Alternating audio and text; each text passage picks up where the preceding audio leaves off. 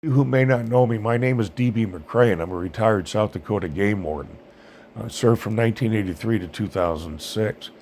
And since my retirement, my attitude toward my former profession, and I'm talking about the law enforcement profession as a whole, has changed. And how has it changed? Well, I no longer respect it, or protect it, or support it, or trust it, or admire it. What finally put me over the edge where I turned completely against my former profession, 180 degrees, was when I read about the murder of Elijah McClain at the hands of 3 Aurora, Colorado police officers.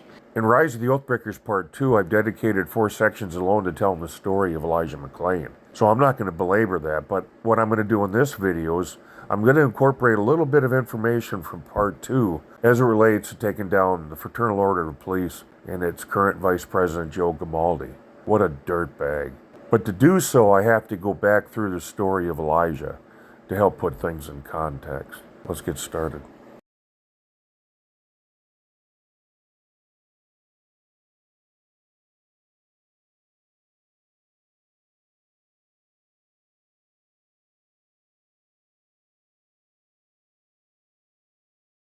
Gamaldi, FOP Vice President, held a news conference in January 2019 after police killed the Tuttles and their dog while serving a botched search warrant at their home. 4 officers were wounded during the exchange.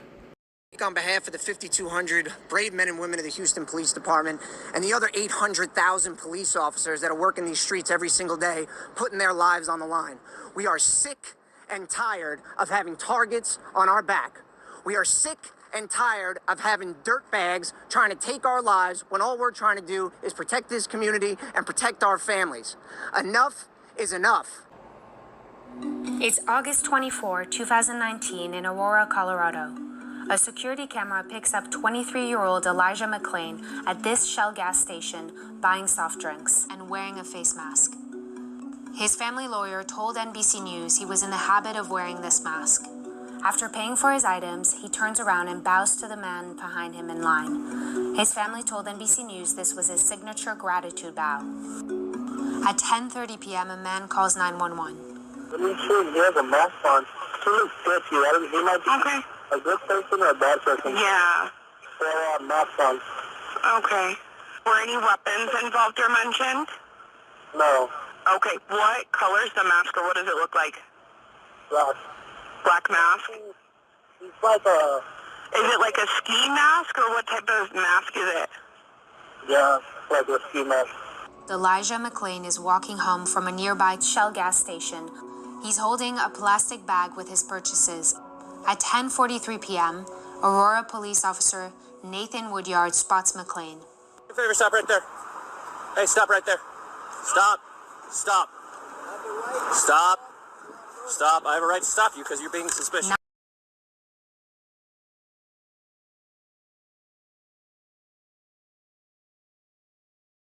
9 seconds after exiting his vehicle, the officer initiates physical contact. Stop tensing up, dude. 10:44 p.m. Officer Jason Rosenblatt and Officer Randy Rodema are now also on the scene and surround McClain. No, I am an introvert. Please respect the boundaries that I am speaking. Stop tensing up. Stop. Relax. Stop. I'm going home. Relax, or I'm going to have to change this situation. Stop. Leave me alone. Stop. Can you please? No, can you leave me alone? No, we're gonna talk. You guys started to arrest me, and I was stopping my music to listen. Now let go. The situation escalates when the officers try to move McClain onto the grass. Officer Woodyard's body cam is knocked to the ground. You guys. Take my power back, and I intend to be. Officer Rodema says this. Grab your gun, dude. It's unclear from the body cameras whether or not McClain reached for an officer's weapon. All 3 officers wrestle McClain to the ground. Give us more. Give us some more units. We're fighting them. Stop, dude. At this moment, one of the officers uses a carotid control hold on McClain, a tactic that involves an officer placing his arm around a subject's neck, applying pressure, and restricting blood to the brain via the carotid arteries.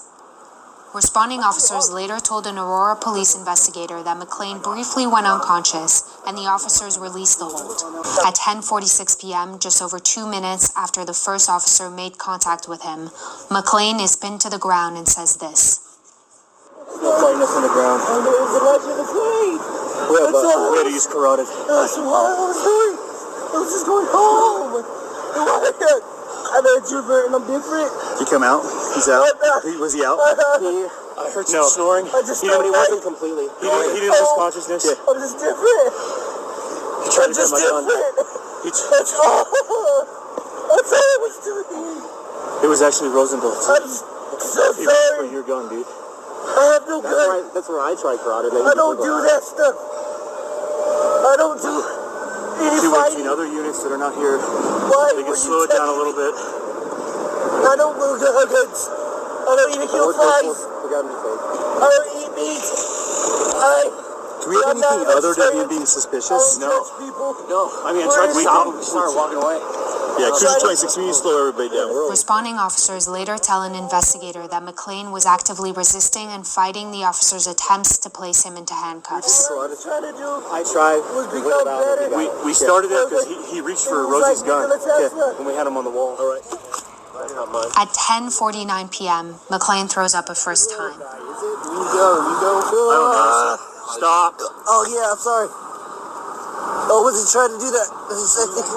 I can't breathe correctly because Over the next 4 minutes, McClain gets sick a few more times. Officers are also heard multiple times asking him to stop fighting. Rolling this way, dude? Are you able to? legs locking up. There you go. Just like that. You're good. Don't get up, dude. It's not going to be good for you. I'm telling you right now. If you keep messing around, I'm gonna bring my dog out. He's gonna dog bite you. You understand me?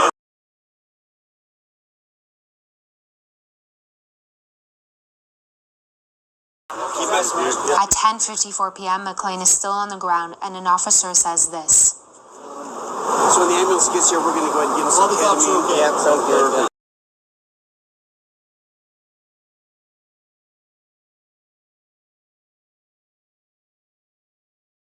Yeah, sounds good. Let's give that a couple of minutes and then we'll put him on. Whatever he's on, he has incredible strength. Yeah, crazy strength. I had him in the 10:59 p.m., a fire medic administers 500 milligrams of ketamine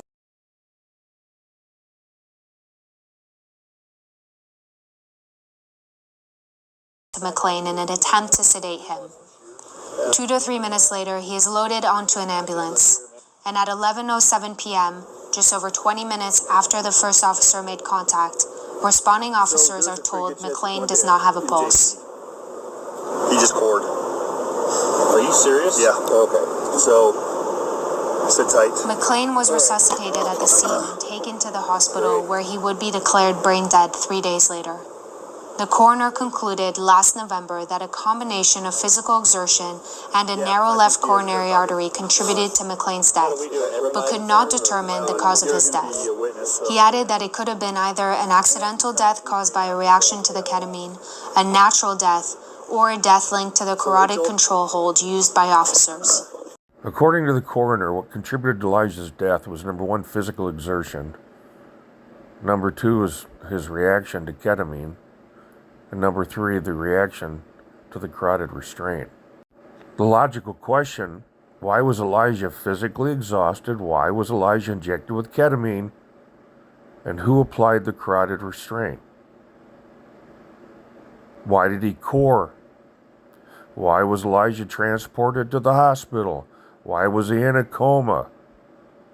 Why was he declared brain dead? Why did Elijah McClain die?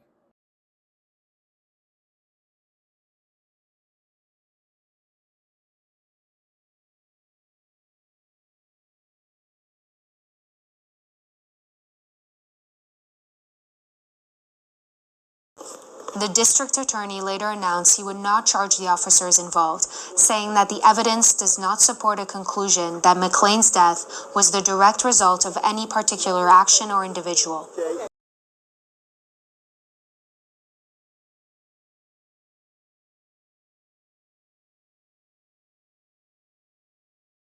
The family told NBC News that they believed an independent investigation should have been conducted initially.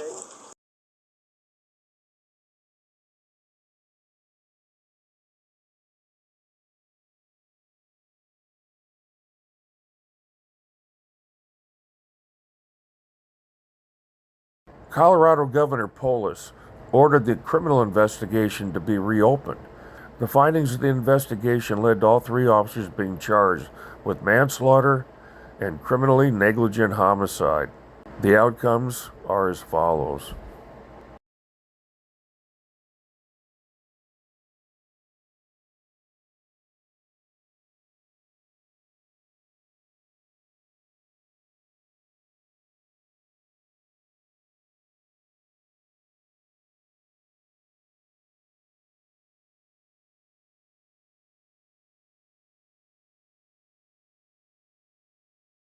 We are sick and tired of having targets on our back.